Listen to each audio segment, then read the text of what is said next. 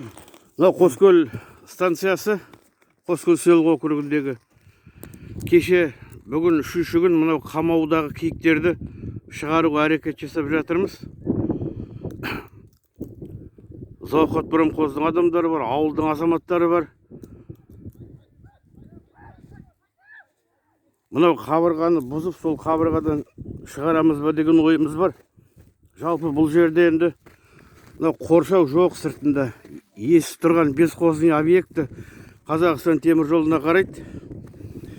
Былтыр осында 2021 жылдың март айында осында түсіп кетіп бала қайтыс болды, айғошында қымбат деген. Биыл енді мынау киіктер осы ішінде өлгендері де бар. 3 күн тұру деген асты тас.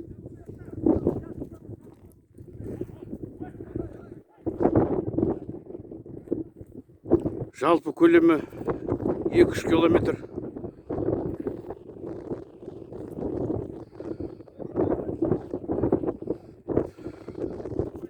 Айдағанға жүрмей жатыр, адамнан үркеді.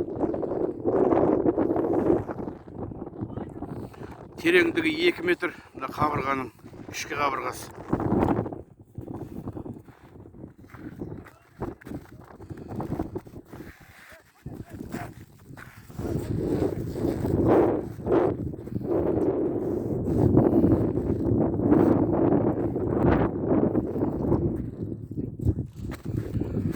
Осы қоршау мәселесі Қазақстан темір жолына бірнеше рет айтылды, жазылды, бірақ бүгінге дейін қорытынды болмай тұр.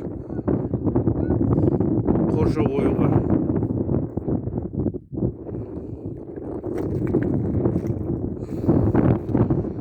Биіктеу болып тұрған шығар, аласарту керек шығар ана әлде де.